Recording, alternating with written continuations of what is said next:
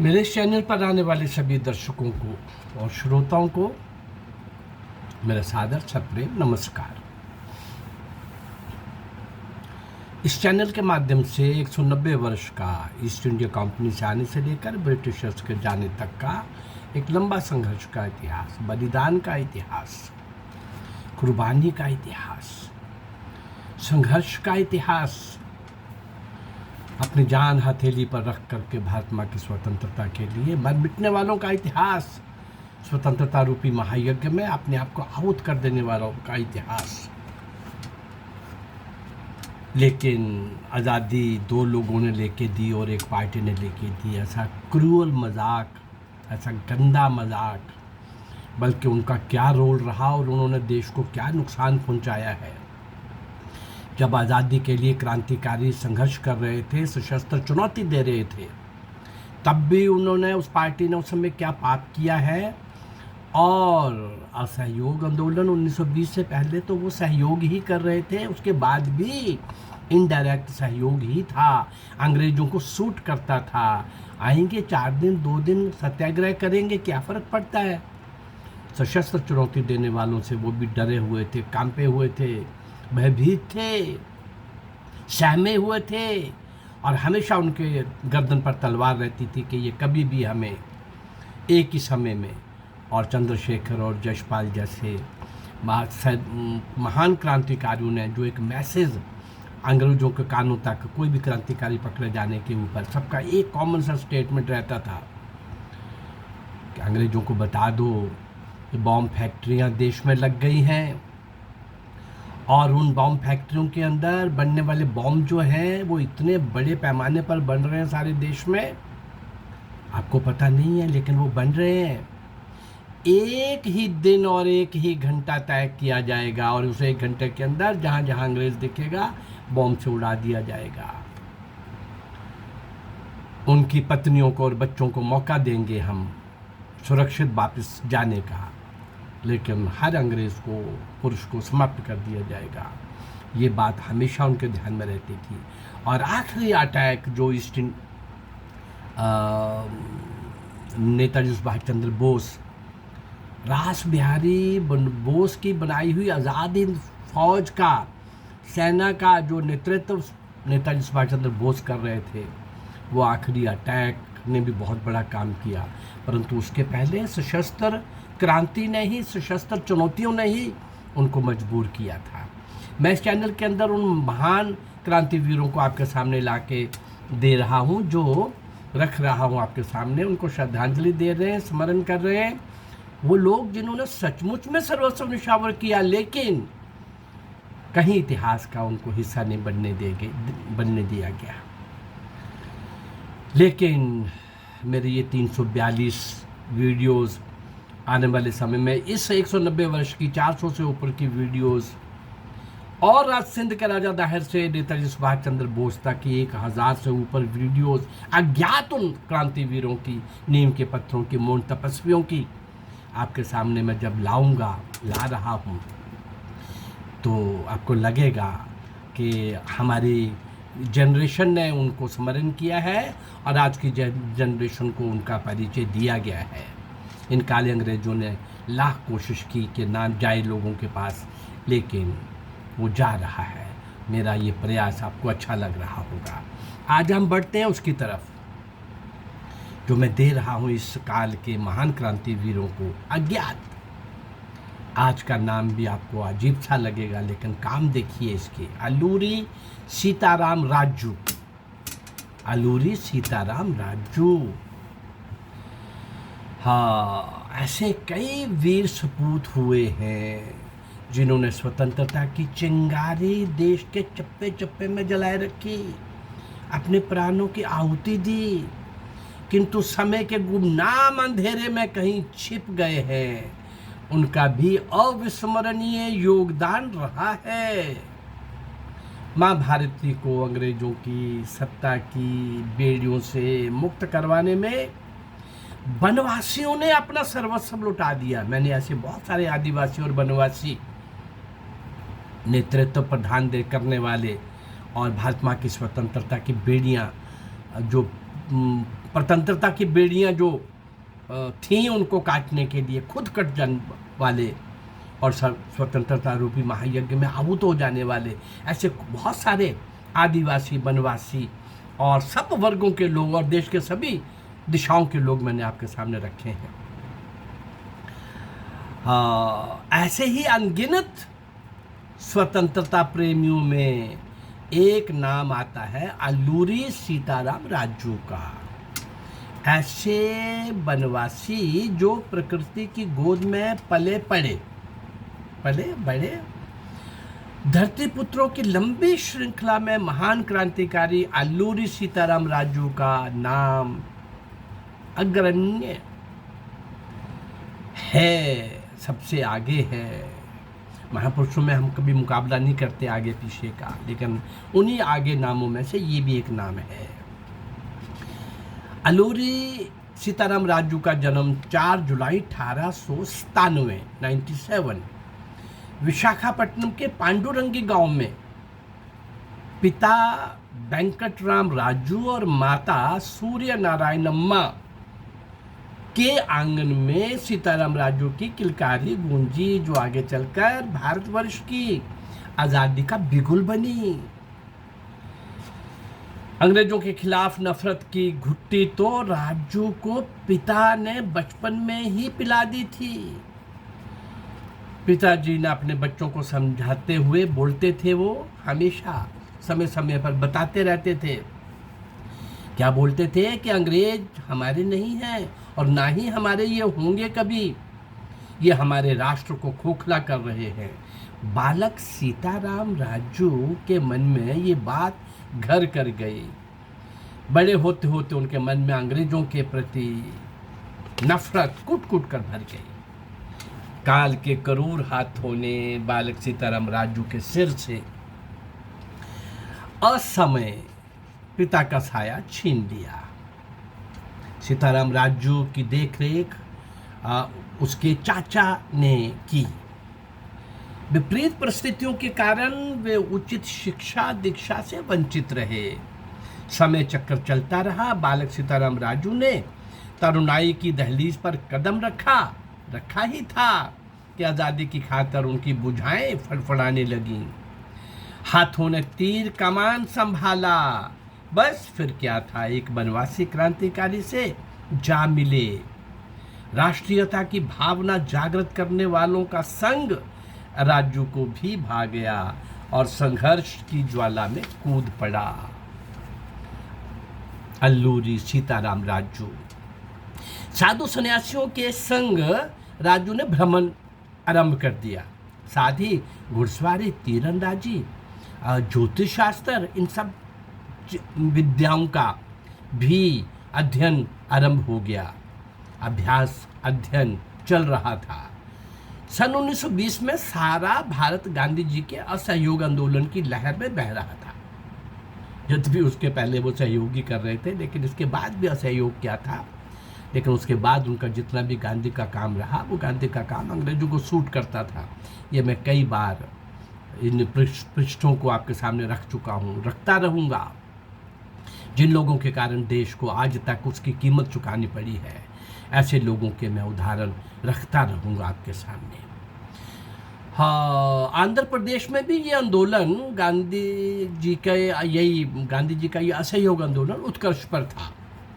इस आंदोलन को गति देने के लिए सीताराम राजू ने पंचायत की स्थापना की और लोगों से आपसी विवाद सुलझाने की अपील की। उन्होंने लोगों के मन से अंग्रेजी खौफ निकाल फेंका। अल्लूरी गांधी जी से प्रभावित हुए। उन्होंने वनवासियों और गांववासियों को असहयोग आंदोलन में भाग लेने के लिए प्रोत्साहित भी किया। वे क्रांतिकारी तो थे ही अल्लूरी सीताराम राजू। उन्होंने समाज में फैली कुरीतियों को भी दूर करने का भरसक प्रयत्न किया। जैसे ग्रामवासियों को शराब छुड़वाने के लिए प्रेरित किया। असहयोग आंदोलन के चरम पर होने के बावजूद स्वराज ना मिलने से इनका मन क्षीण हो गया। सीताराम राजू ने तीर तेवर और तेवरी का रास्ता अपना लिया। देखते देखते अंग्रेजों के विरुद्ध सशस्त्र विद्रोह आरंभ कर दिया। इस महान क्रांतिकारी ने जंगलों में रहकर अंग्रेजी सत्ता को नाकों चने चबा दिए। फॉरेस्ट एक्ट के तहत लोग पारंपरिक खेती नहीं कर सकते थे। किसानों की दयनीय स्थिति को देख वे बहुत दुखी हुए। इसलिए अल्लूरी सीताराम राजू ने सन 1882 में आंध्र प्रदेश की दयनीय स्थिति को देख वे बहुत दुखी हुए और इसलिए आंध्र प्रदेश की पूर्व गोदावरी और विशाखापत्तनम की सीमा पर एक बड़ा आंदोलन आरंभ कर दिया। मद्रास फॉरेस्ट एक्ट की मंजूरी का विरोध किया। इस महान क्रांतिकारी ने अंग्रेजों को फिर से नाको चने चबवा दिए। पकड़ में नहीं आ रहा था, विरोध हो रहा था, जन जागरण हो रहा था, क्रांति संगठन में लोगों को जोड़ा जा रहा था। गरीब ग्रामवासियों के इस मसीहा ने किसानों का नेतृत्व किया, जन जागरण किया, उनको अपने साथ जोड़ा, उनका नेतृत्व किया। स्थानीय लोगों ने इन्हें अल्लूरी सीताराम राजू को मन्यम विरुड्डू वनवीर ऐसी कई उपाधियों से इनको नवाजा गया। सीताराम राजू इस बात से भली भांति परिचित थे कि केवल धनुष बाण से अंग्रेजी सत्ता का मुकाबला करना आसान नहीं है। इस लड़ाई के लिए उन्हें आधुनिक हथियारों की आवश्यकता थी। इस कारण राजू ने हथियार लूटने का कार्य पहली बार सन 1922 में चिंतापल्ली में किया। अब यह सिलसिला चल पड़ा। राजू की संगठन शक्ति ने पुलिस की नींद उड़ा दी।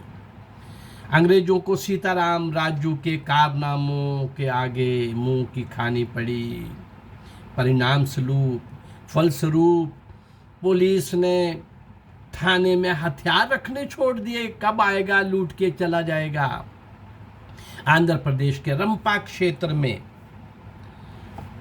क्षेत्र के निवासी राजू को आश्रय देते थे।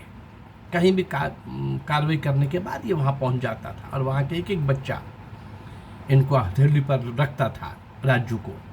अंग्रेजों ने सीताराम राजू के बारे में जानकारी हासिल करने के लिए उस इलाके में जाके लोगों पर जोर दिया। वहाँ के लोग तो राजू के अंध समर्थक थे, आत्मसमर्थक थे, इसलिए कोड़े खाकर भी अपना मुंह नहीं खोला। लोगों को अंग्रेजी अत्याचार सहना मंजूर था, लेकिन सीताराम को पकड़वाना उन्हें स्वीकार नहीं था। बनवासी राजू ने अंग्रेजों को जंगल का चप्पा चप्पा छड़वा दिया। राजू आगे आगे, पुलिस पीछे पीछे। सीताराम राजू के क्रांतिकारी साथियों में वीरयाद्रो का नाम प्रमुख था। एक जो प्रमुख साथी था वीरयाद्रो, उसको पकड़ लिया गया। उसे फांसी की सजा सुना दी गई। पर देखिए राजू का कमाल, इस पर राजू ने ब्रिटिश सत्ता को खुली चुनौती दी और अपने वचन का पालन करते हुए अपने साथी वीरयाद्रो को दिन दहाड़े छुड़ा ले गया और अंग्रेज मुंह ताकते रह गए। वीर राजू के कारनामे अंग्रेजों के लिए सरदर्द साबित हो रहे थे। भारत भूमि के लिए अपने प्राणों का उत्सर्ग करने वाले वीर बहादुर स्वतंत्रता सेनानी को जीते जी पुलिस हाथ नहीं लगा सकी।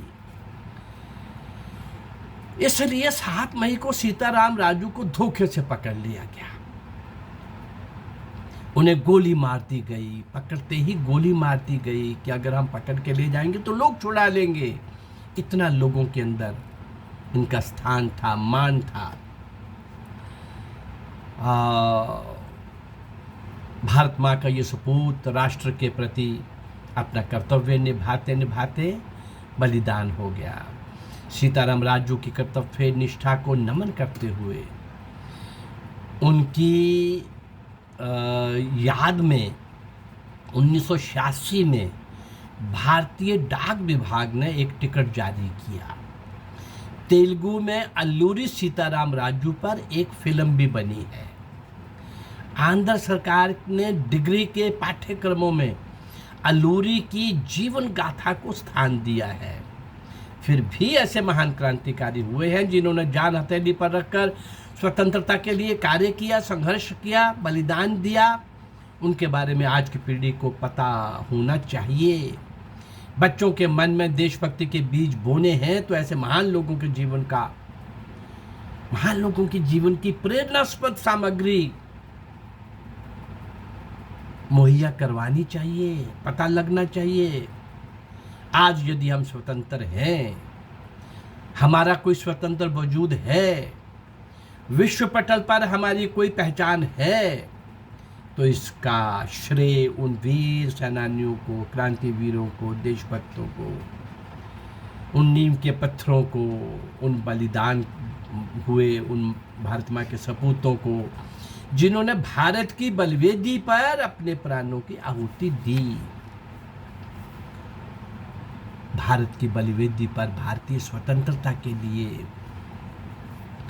जेलों के अंदर लंबी कष्टदायक यातनाएं सहते रहे, काला पानी जैसा नारकीय दंड भुगतते रहे, फांसी के तख्ते के ऊपर हमेशा की नींद सो गए। इन सब के अतिरिक्त भी अंग्रेजों ने कई लोगों को गोली का शिकार बनाया, गांव के गांव जला दिए।